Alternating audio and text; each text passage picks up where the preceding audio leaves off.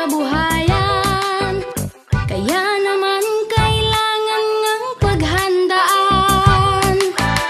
Maging handa, maging alerto,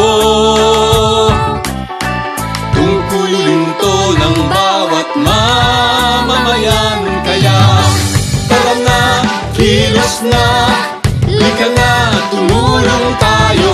Gawin na po ang karapat-dapat na maging laging handa.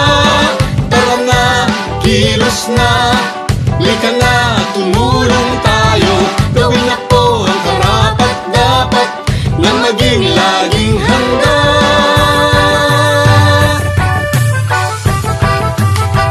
Laging handa.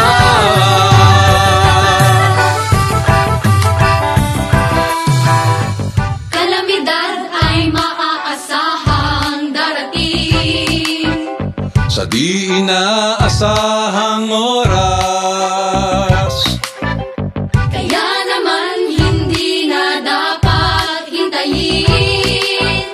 Unahan na habang di pa natataranta. maging handa, maging alerto,